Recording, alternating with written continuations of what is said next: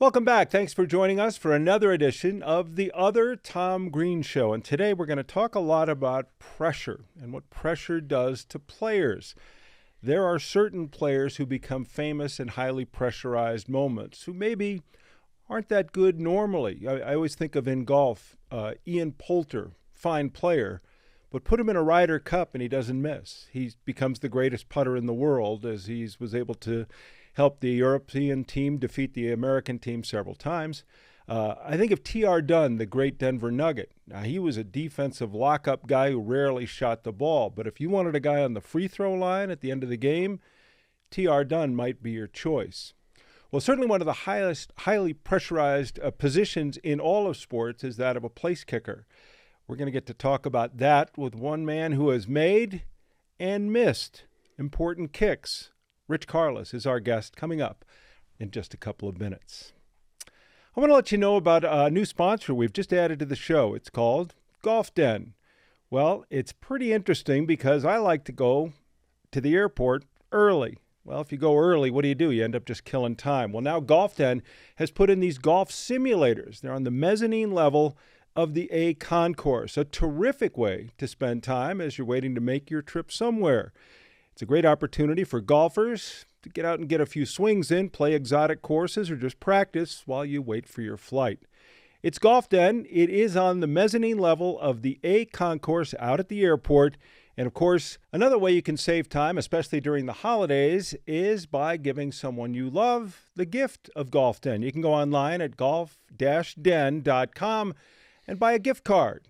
They start at $20. Check it out. Golf Den.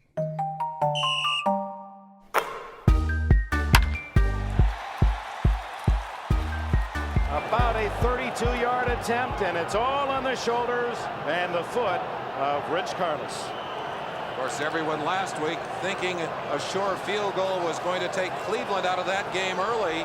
Mosley missed what was an easy chip shot. I don't think Karlis is thinking about that right now. His concentration total as he prepares to try and end this game for the Broncos.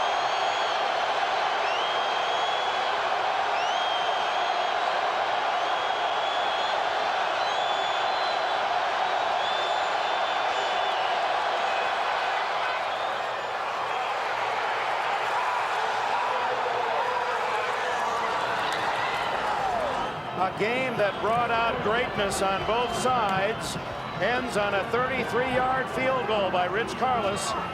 Sean Elway and the Broncos are headed for Pasadena. And how about it? Rich Karlis is here with me today. Can you believe that? We're closing in on 40 years ago.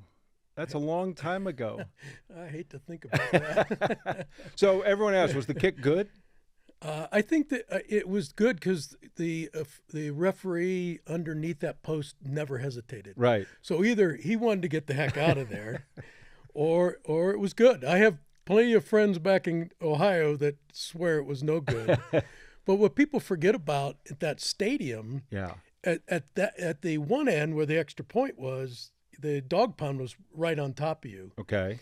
At the other end, there was probably 50 yards of grass behind that goalpost.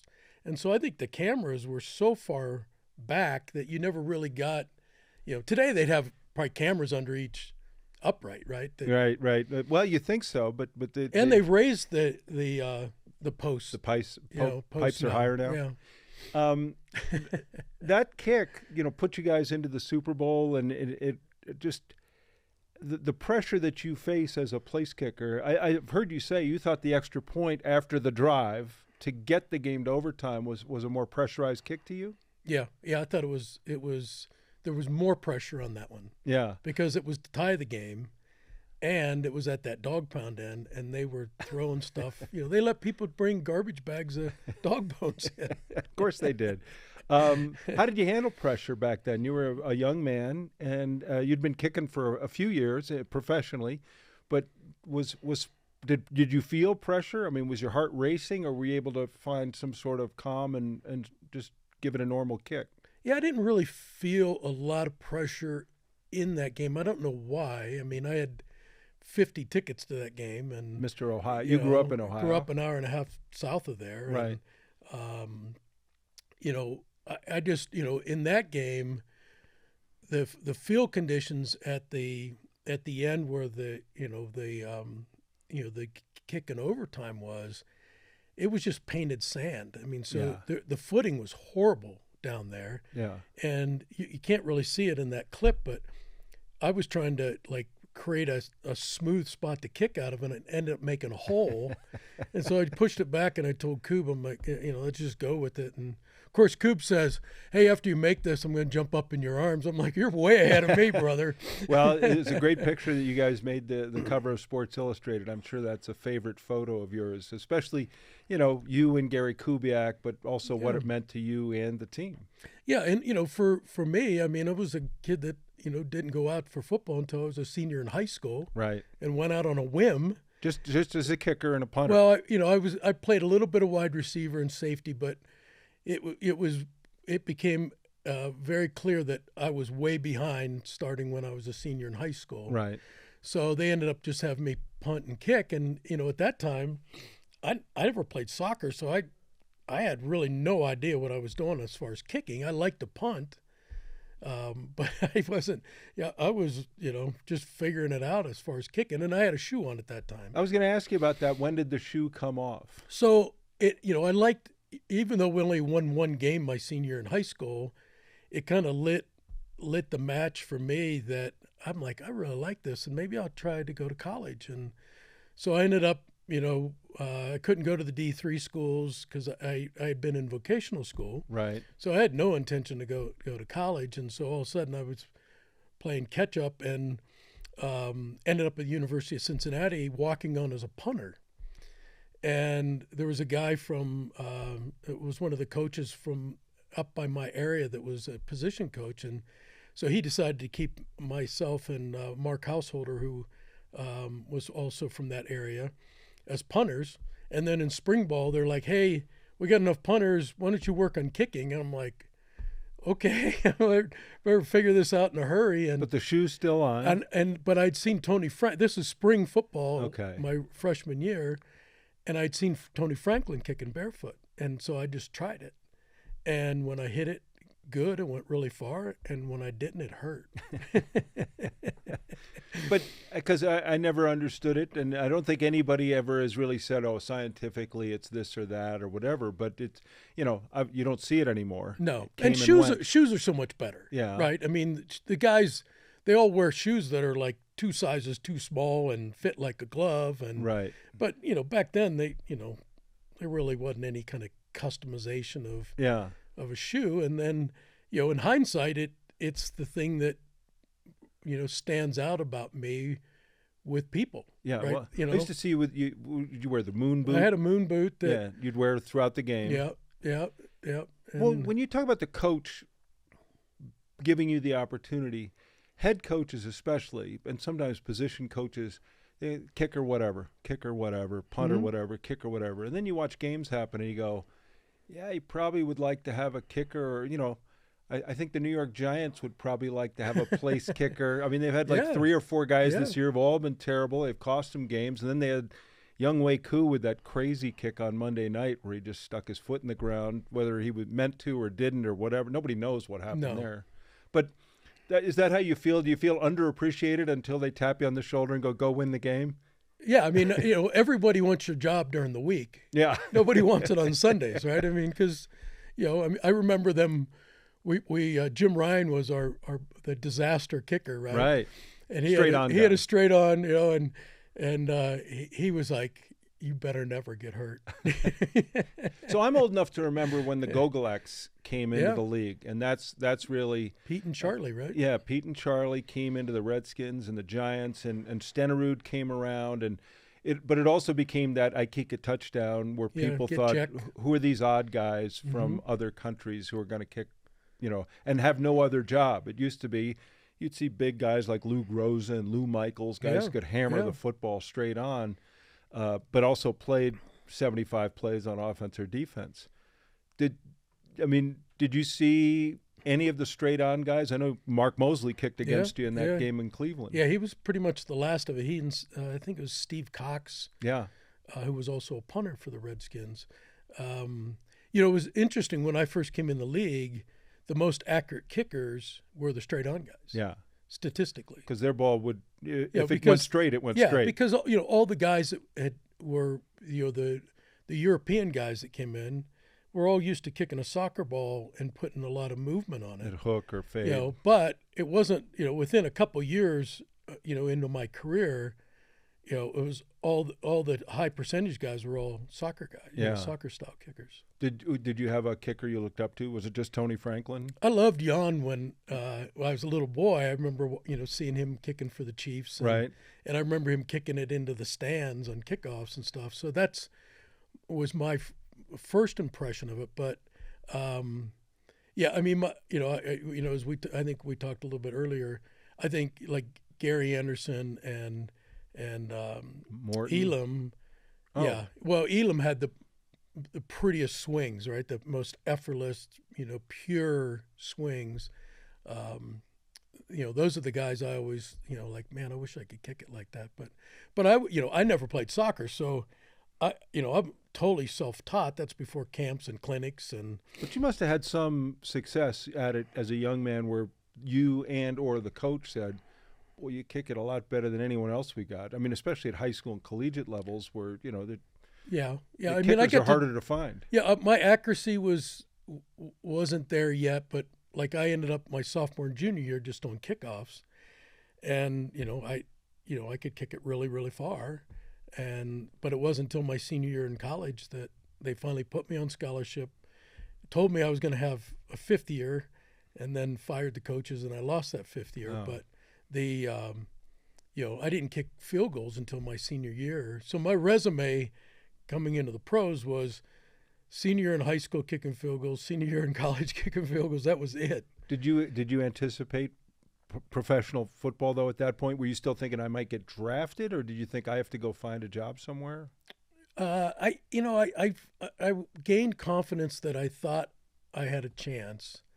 And I had some encouragement from the one assistant AD at Cincy.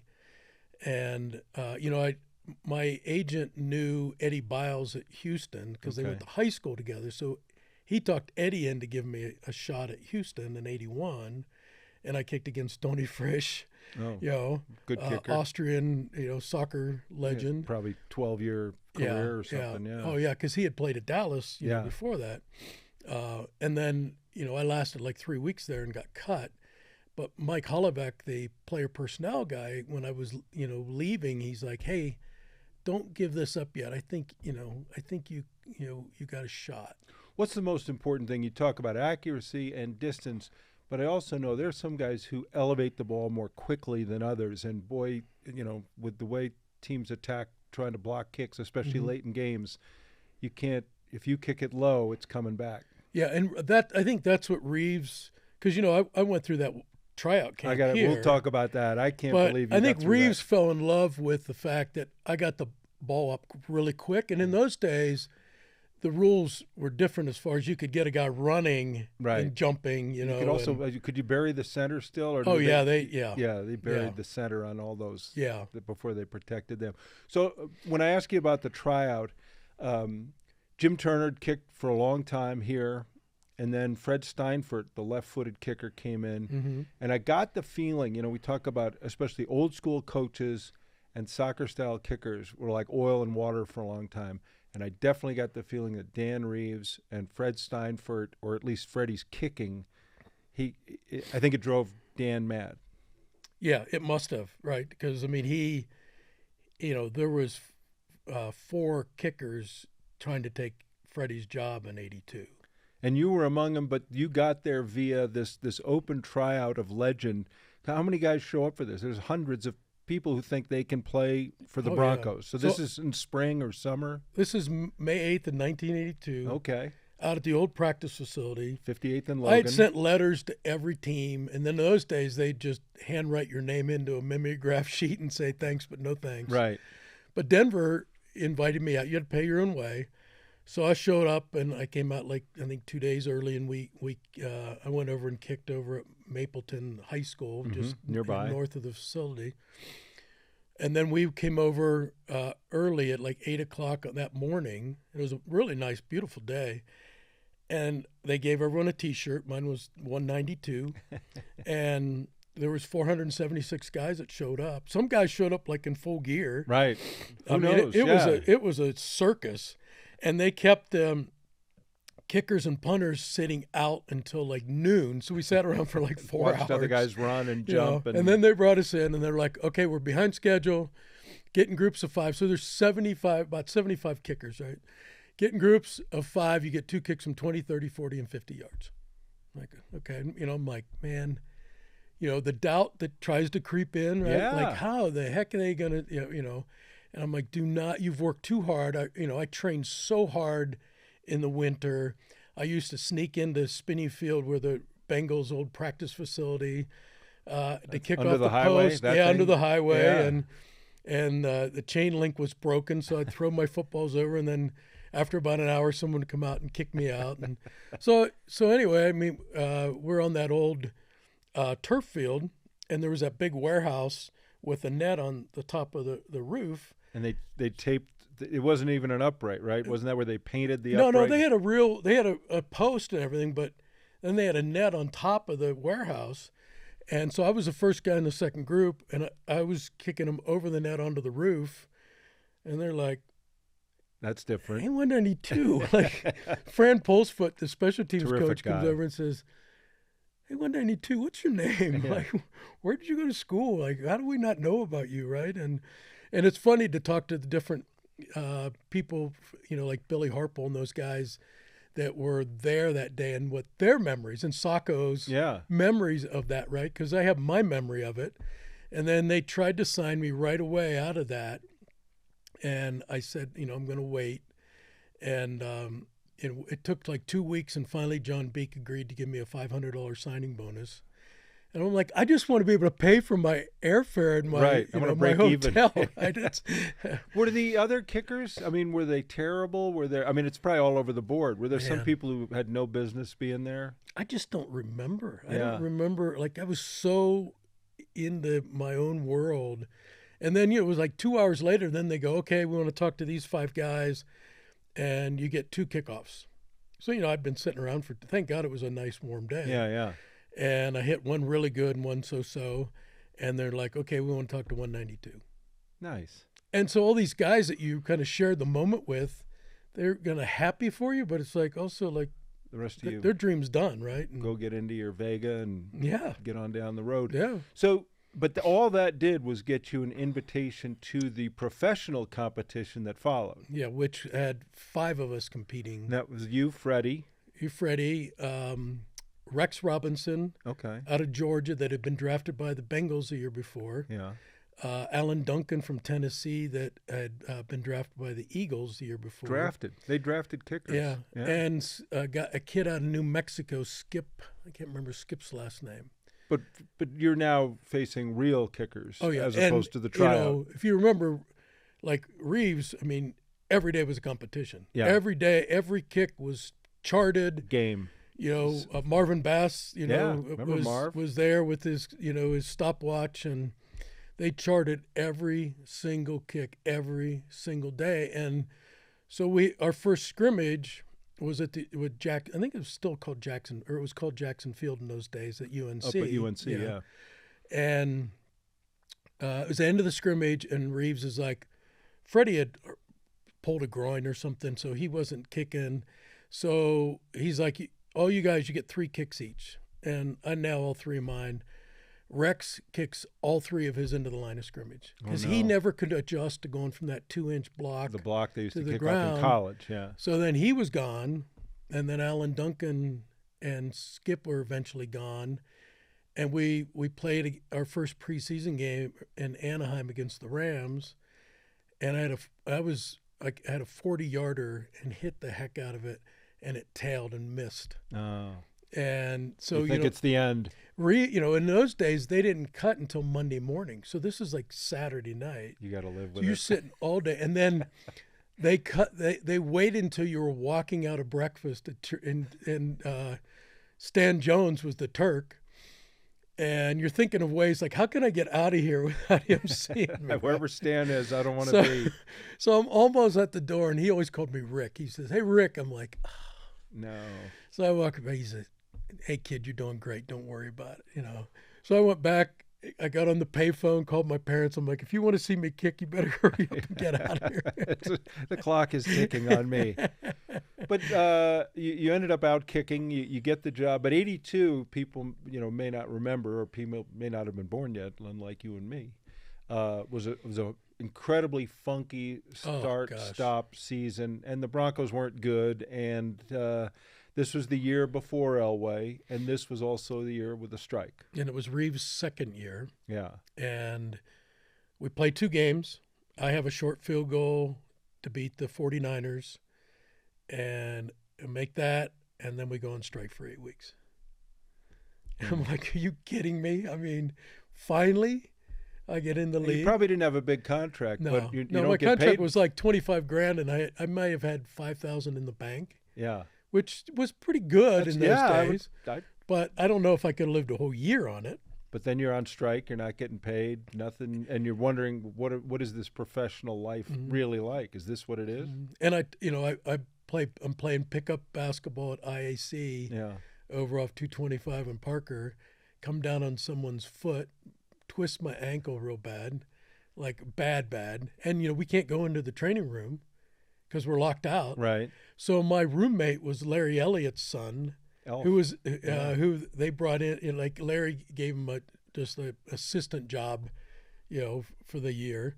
And so Tim and I lived together. So Tim was smuggling stuff home from Greek and doing my physical therapy in the apartment. You know what I remember about that strike more than anything? You talk about playing basketball at the athletic club. We'd go out there and interview you guys every now and then, and what do you think? What's going to happen? This, that, and the other thing.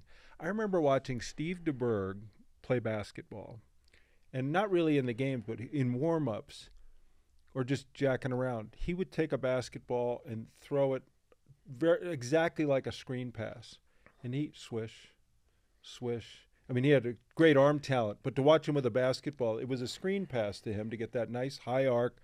3-pointers, he'd just flip them in like he was throwing it at to Gerald Wilhite or something. Yeah, he was such a great athlete in general. I think he was a pole vaulter and stuff, and I mean he was just a great athlete. And for me, my rookie year, he was my holder. Yeah. So for the most part, he was great, but he loved to screw around in practice. Yes. And Reeves would stand after practice. That too. Reeves would stand behind me in practice.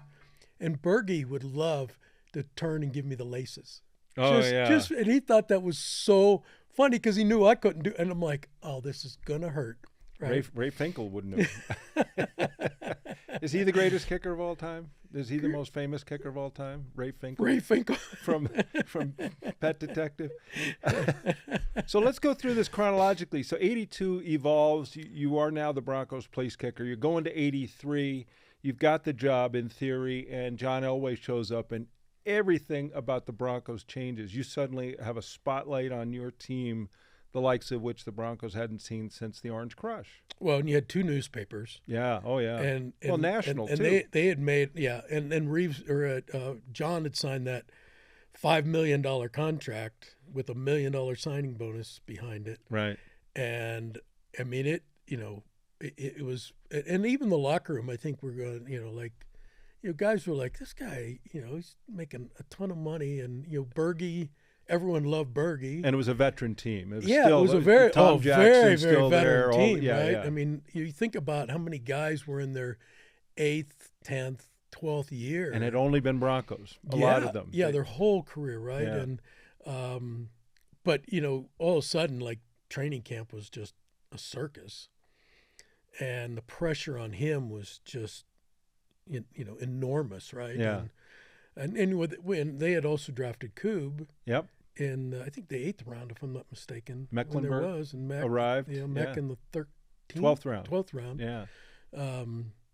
So all of a sudden, it was, I mean, 83 was, I had a pretty good year. Right.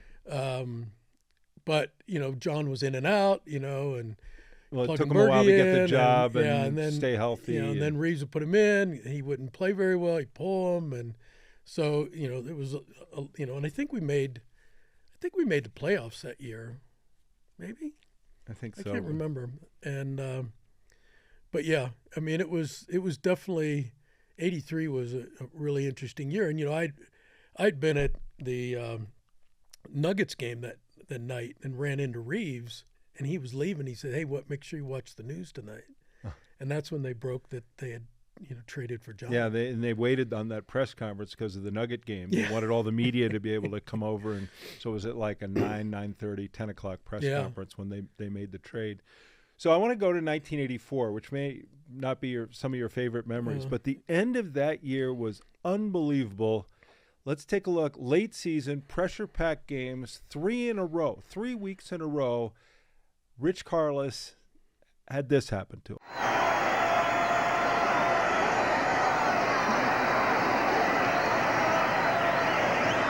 Chris Norman will put it down. And he missed. Rich Karlis not able to hit from 26 yards away. And the Denver Broncos trail by 3 with 35 seconds remaining. And the Seahawks will take over. Let's A go. cold and lonely foot. Everybody is on their feet at Arrowhead.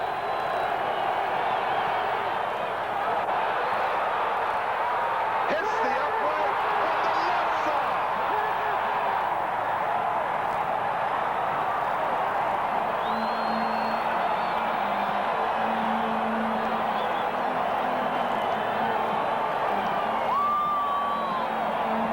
This for the lead, a 28-yard attempt.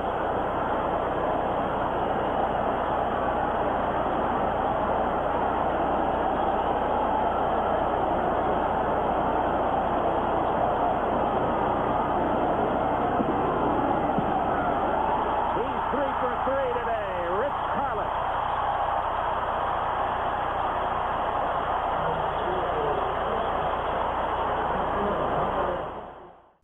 There'd been nothing like that. I'd never seen you hit both uprights 2 weeks in a row, and then you're asked to do it again. You guys played so many close games. Oh, 84 was crazy. But you came through and hit that one, and you guys were on your way. It was a really good football team. I was talking with John Elway about it with Bo Nix in his second year in the winning streak. You guys, at one point, I think had won 10 in a row, and this year's Broncos have done it too. But the uprights, that became your signature, sadly, didn't it? I mean, people thought of you as the guy who could hit any upright. Yeah. I mean, Steve Alvarez from Channel 4 came out and said, I'll give you 10 tries. In practice, I hit on the first one. Well, there's the great Drew Litton cartoon. Drew's a terrific sports cartoonist in Denver, and he had this famous cartoon of nothing but uprights. Did you find that funny immediately, or did it take a while before that felt funny? I opened the paper that day, the Rocky Mountain News. Right.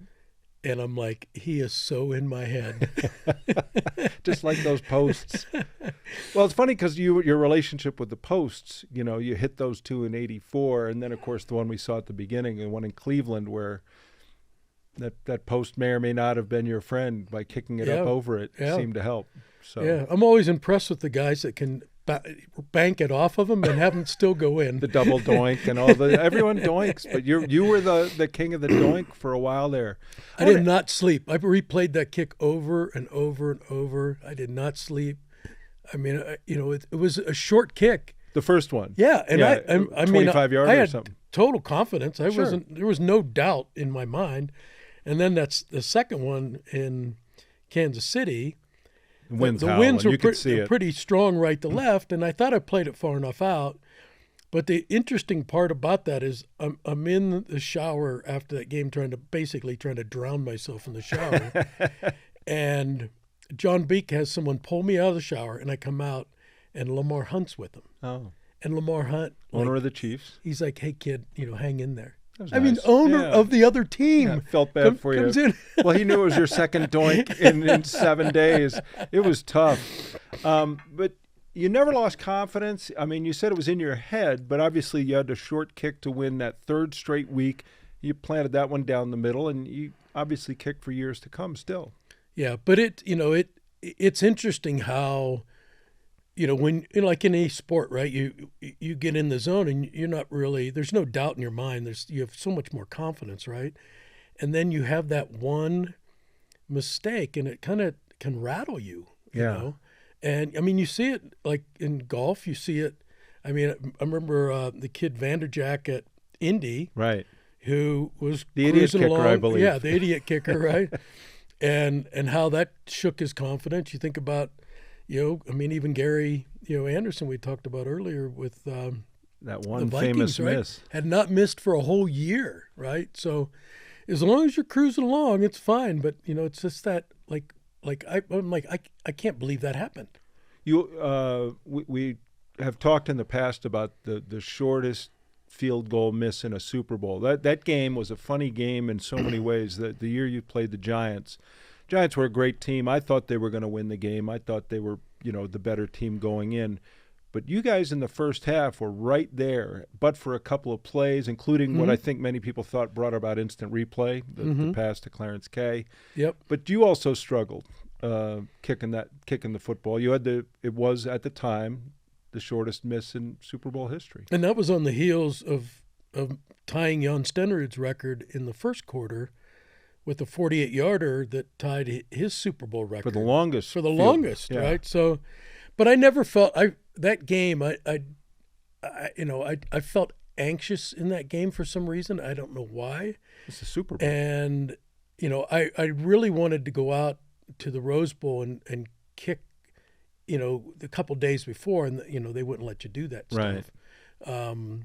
And they painted the heck out of that field. Yeah. But nonetheless, I mean, I get in that game, and I should have had nothing but confidence after making that 48-yarder, and yet I just wasn't settled. Yeah. And I missed that short one, and once again I'm like, I can't believe I could miss that. Your record fell though. It did too, against when the 49ers, Mike Kofor missed a 19-yarder, and I was like, yes. Thank you very much for that. Get the eraser out and get my name out of there. How did it end for you in Denver? You seemed like you had the job and the job was yours. Was it strictly business that saw you leave?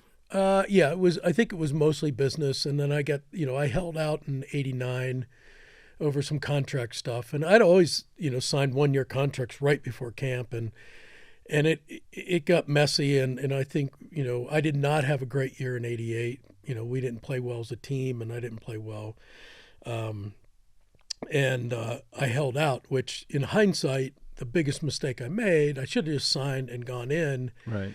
Because it's easy to fall in love with someone if they're there. Yeah. So I think they fell in love with David Treadwell, because I wasn't there, right? So they didn't, it wasn't he and I kicking head to head, and maybe you could see the difference. Or have right? a better day, and on right? a day so, there, yeah. So it was a big regret of mine was I should have just gone in and competed and let the chips fall and make them cut me. Right.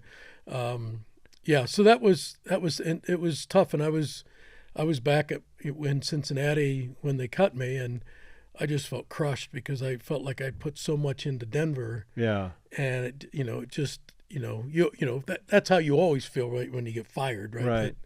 But you go to Minnesota and you ended up having a terrific year, including a day that tied what was then the NFL record for most field goals in a game. Yeah, tied Jim Bakken's record from 1967. Yeah. He was 7 for 9 in that game. I ended up, my 7th kick in that game was against the Rams. The 7th was to put it into overtime. Right. So I'm thinking, I'm going to get an 8th. Right? Yeah, we're going to win it. And Mike Merriweather blocked a punt for a safety, and we won on a safety. That was nice. That record fell, right? Rob Baronis had 8, I think. It lasted a while. It got tied once or twice after that, but he broke it. But Colonel Bueller, who was our PR guy at the Vikings, comes to me one day and he says, "Hey, the Hall of Fame wants something from you." And he's like, "I don't know what we could give him because you don't wear a shoe." How about a cutting board? Yeah, how about a cutting board? And so they ended up making a plaster cast of my foot. Oh. And we sent it, and so it was on display. And so, have you been there to Canton? You're an Ohio guy. Yeah, we went for Gradishar's yes. deal, and we actually made a family reunion out of it. So we went over there, and I said to one of the workers there, I'm like, "Hey, a long time ago this happened, and he's like, come with me. Give me 5 minutes. He took me down to the basement. They typed in and like, oh yeah, we have it. Do you want to see it? And like, I'd like my family to see it. Yeah. So they bring it out, and they also had the football from the Super Bowl when I kicked the 48-yarder, which I didn't know they had. Oh, nice. And but he handed me a pair of white gloves to to hold. I had to hold your own foot and the football. Put the foot in football. You end up, your career after that kind of wanders to an end. But it's funny because even though you left angry or left hurt, left incomplete as a Bronco, you're clearly a Bronco. I mean, you're remembered so fondly here. And part of that was your off-field work, a family tree, and so many of the other operations that you lent your name to and lent your time to. That seemed to come as naturally to you as almost anyone I've seen. Yeah, and some of that, the best advice probably that I'd gotten from my attorney at that time was, look, have a good time, enjoy yourself, but find something that's meaningful to you, and you have the Bronco brand behind you, and go make an impact. He was always big on make an impact in your community. Yeah. And the folks from Family Tree came and met with me, and because I didn't really know what that was, I'd volunteered at Children's Hospital on Fridays and hung out and had a blast. And but it's Rolf Benirschke really encouraged me. He was the kicker for the Chargers. Sure, great one. And real active in the community. He's like, and I'd seen him doing this program in San Diego called Kicks for Critters, because he was real involved with the zoo there. And so it kind of, I'm like, well, I had to be able to do this for people. And there was a personal story behind that. I had a sister that went through domestic violence. And so when I got introduced to Family Tree, I'm like, okay, I can put my heart and soul into this. Mm-hmm. And we started Points for People very organically. Yep. And you got a lot of help from the media. A lot of the corporate folks said, we believe in that. And, I think I spoke to every service group in the metro area over those years. And that, lasted 20 years, well beyond my career. We did golf, we did roasts, we did all kinds of fun stuff. And you said yes a lot. You were famous for being a guy who would say yes. I mean, and that's to this day. I mean, I still, I serve on the I asked you to come here. You said yes. I can't say no to you. Hey, but also the professional side of you post-football was an interesting one in working with Quest and what's now CenturyLink. But you had a lot to do with their relationship with many different sports entities, including that giant stadium they built in Seattle. And I know it wasn't your name. You were hands-on. You were involved. Yeah, I mean, it all, when Notebart took over after the dark days of Joe Naccio, he wanted to get back involved in the community. But he, Quest was really financially struggling, and but he my first deal was in Omaha with the convention center and arena there. Mm-hmm. So we did that in 83 or 2003, and then 2004, Todd Wiki comes out and Dick says, "Hey, we'll be polite. We're not buying a NFL naming rights deal." I'm like, "That's fine," but I said, "You're going to get a really good pitch from Todd." And an hour and a half later, we walk out and Dick's like, "We got to do that deal," And so we did the naming rights in 2004, which then was Quest Field, then redid it again to make CenturyLink Field, and then I had left corporate by then, and they renamed it Lumen Field. Yeah. And I really that experience of taking my sports background, my business background, and doing NBA deals, MLB deals, NHL deals, Olympic deals. Yeah. Had a great run for 20 years there. So it's funny because now you have this very interesting home product you're working on, and you've done this for at least a couple of years now, where you take some of your passion for woodworking, mm-hmm. and you're making, among other things, cutting boards and all these things, and it's pretty interesting when you think of the career, the careers you've had, but this one seems to be really passion based. Like you like getting your hands on the wood. And I like the solitude of it. Right. And, I've got a really nice shop. And, like in 2020, I just originally just wanted to build like a nice farm table for the house. And then I'm like, I've never had an office where all the furniture matched. So I made a desk and lateral file and stuff. And you already had some of this skill? Yeah, I grew up in my dad's business, so we did a little bit of everything. Right. We did, I did gym floors, sanded and repainted and refinished gym floors. And so I was always, I wasn't afraid of tools. I was pretty handy, but I had never done anything from a craftsman standpoint of, the woodworking piece, right? Like, where things have to be perfect. Yeah. And so my niece had asked me to do a Lazy Susan for her. And I'm like, I don't know, show me a picture. And because I've always been very visual. So if I see it, I can build it. And she's like, you got to do a website. And I'm like, oh, okay, I'll do a website. I'm like, what am I going to call it? And originally I was going to call it Barefoot Woodworking, but some guy in Indiana had the name. Really? I'm like, crap. And so then I researched Barefoot Bronco Woodworking, and that cleared, and I was able to trademark it, and just used my LinkedIn and Facebook accounts. And, over the last 5 years, it's been crazy. I mean, so if someone wants a piece, where do they find you? They go to barefootbroncowoodworking.com. And you're there, and they can order online and stuff like that. I want to talk to you about present-day football, the Broncos, but also kicking. Because right now, I think kicking is so much a bigger part of the game than it's ever been. Obviously, guys can now are asked to and will make 60-yard field goals minimum, and there are guys now stretching that back. We're going to see Aubrey kick a 70-yarder at some point, things like that. And the kickoff rules make it so the kicker has to have some sort of directional touch too. But let's talk about the field goal. What's changed? Why is it so much, let's say, easier now? Yeah. I mean, we would punt from 35 because Reeves would play coffin corner with, so that was, I have a question, that was though. Skill. I'm trying to remember the rules. If you missed a 40-yarder, did they get the ball at the 20? No. They had already moved that to They had where's moved the it back spot of to- the kick. Yep. Okay. Yeah. But a couple things. I heard Belichick talk at length about the dedicated long snapper. Mm-hmm.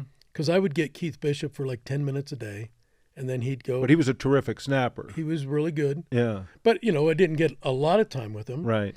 And, Kubiak was more. We saw Chris Norman also Chris holding Norman, for you. held.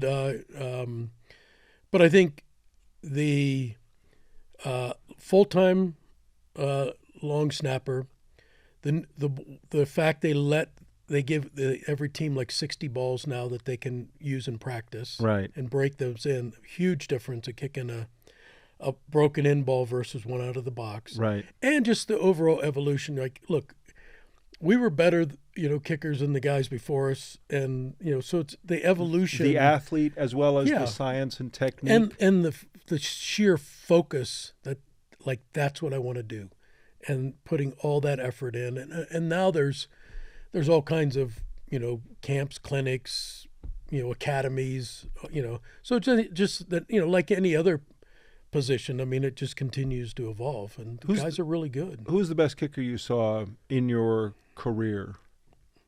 During my playing days, I would say it was Gary Anderson. Yeah, and he certainly was. I mean, Morton was right there, but I think Gary was really, really good. And who's the best now? Do you watch? Obviously, you watch kickers kick. It's hard to keep. I mean, there's so many good ones. I mean, Tucker was, and I know he's not playing right now, Right. but Kid in Dallas seems to be. Kid in Dallas is a freak, right? I mean, Yeah. he doesn't even have much of a background, Right. Just kind of appeared obviously, Will Lutz is money, powerful. right? Yeah. And Sean recognized that early on.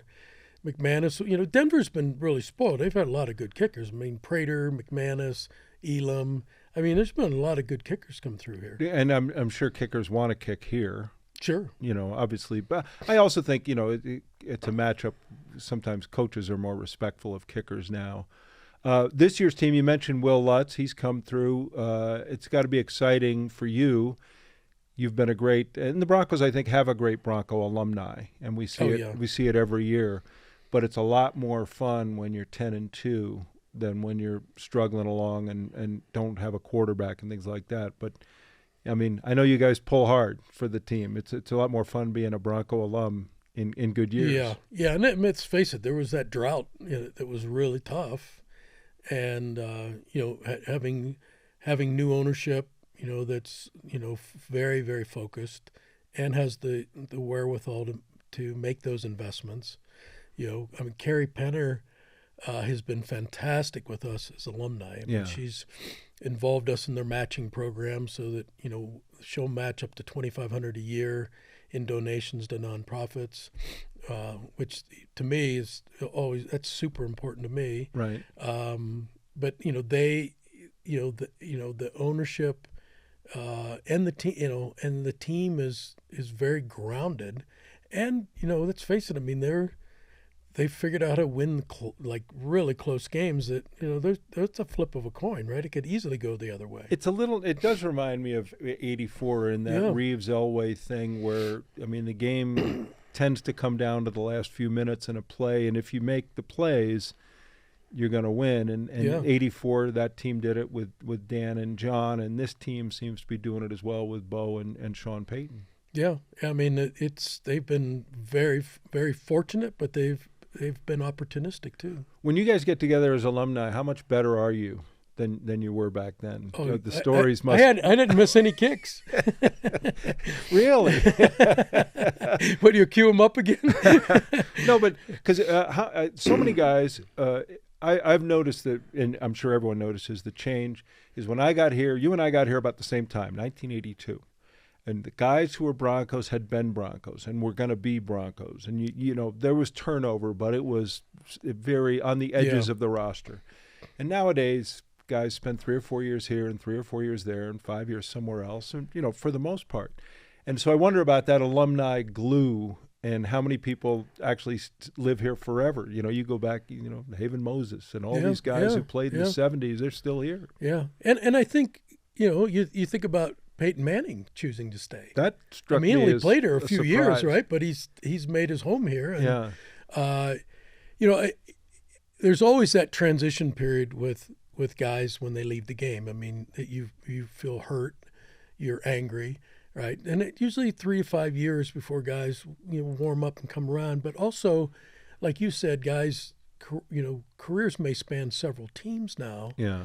So it's like who do you identify with? I mean, do I identify with the Broncos, the Vikings, or the Lions? Well, I relate to the Broncos the best. Yeah, right? well, 7 years, right? Yeah. But I mean, I think that different. It's like where and I think that's the challenge they have with getting guys back and more active is like who do they identify with, and will they come back? And we had a record of guys come back for alumni weekend this year. I think it was like 172 guys or something. Yeah, it was a big one this year. It was huge, right? And obviously it was the Super Bowl 50 team and all that, but still you're seeing guys starting to believe in the ownership and the sincerity, and the events they put on are first-class events, and guys want that association again. Do you like this year's team? I do. I mean, I do. They obviously they're head scratchers, right? Because it's like you don't. I guess it's keeping people engaged to the very end. It's a thrill. But I think over time you gain that confidence. Now, you'd like to see them, when they're playing teams that aren't as good, you'd like to see them blow them out, and you're not seeing that. So, let's try that. Maybe try that against the Raiders. This might be a good weekend to try one of those. Last thing I want to ask you about is kickers in the Hall of Fame, because who's in? My foot's in. Your plaster. I got a foot in the door. Jan Stenrud's in. Just was such a great choice. And Morton's in, right? Morton is in. Morton Anderson. Morton, because, Morton would be kicking a day if they let him. I mean, he played like 20-some years or something. And I got to believe, I can't imagine that Vinatieri, given all the clutch kicks he made in the biggest of games, I can't believe he's not in. Should you think more kickers should be in? Because it's funny to me. I'm watching like the coaches this year, and Mike Shanahan and a bunch of those guys belong in the Hall of Fame, and they're going to take one. It's going to be Belichick. But I mean, maybe open the door a little bit more, a little bit wider. I don't know if there are other kickers who come to. You think of Gary Anderson might come to mind, but there are other kickers who certainly could make a solid case that they too belong in the Hall of Fame. I mean, I think Justin Tucker would have definitely been. I don't know. Yeah, time may heal some see. of that, right? And, yeah. I mean, they've let guys into the Hall of Fame with with worse records. Yeah. Well, but yeah, I mean, I would think like Tucker but he's probably the one that sticks out. But there's so many good kickers out there. Well, it's just funny to me because we talk about nobody cares about you until everyone cares about you. With 14 seconds left, and he's going to line it up from 48 yards out, and he's my man. He's my guy. Yeah, I just hope people always have good memories. Because you used to have you're always like, I don't want to meet that gambler that said, I lost so much money on you. But that was nothing back in the day. Now, I imagine that's a real thing now with the volume and the types of bets that are made, that the odds of someone actually – oh yeah, for sure, right? Having an issue with you in your last kick. So, Rich, it's always great to see you. I appreciate you coming down and spending some time and reminiscing about what was a great football career, but I'm so blessed. A complete life. Yeah. No, I've been totally blessed. I mean, things just have always worked out, and when I lost interest in one thing, I found something else, and try to reinvent yourself and find new things you can be passionate about. Well, I think about you every time I take that steak off the grill and put it on my barefoot Bronco cutting board. There's Rich. Thanks for this. Good to see you, man. Yeah, great to see you. Thank you. Thanks. Quick reminder about our newest sponsor, Golf Den. It's out at the airport. Great chance when you have some extra time to go out and hit some balls, maybe even play an exotic course somewhere. It's on the mezzanine on Concourse A, and it's a lot of fun. You can get out there, try it, have some fun while you're waiting for a flight or waiting for someone you're picking up from a flight. Should be a good opportunity to enjoy a few swings in this season while you're out at the airport. But you can also give it as a gift. Go to golf-den.com, and you can order gift certificates. They start at $20. Take a look at that. It's a great way to spend some time. Speaking of a great way to spend some time, really enjoyed my visit today with Rich Karlis. And when you think of how important some of the stuff we talked about is, how reliant you are as a kicker on people like your long snapper, your blockers, and of course your holder to make sure that the operation works correctly and gives you a chance to be that hero. Rich Karlis certainly was a hero for many years here with the Broncos. Now, when I think of teammates, well, one of my favorite teammates is going to be here to join us next week, Kim Christensen. We're going to talk about our long relationship next week. Hope you join us for the other Tom Green Show. Thanks.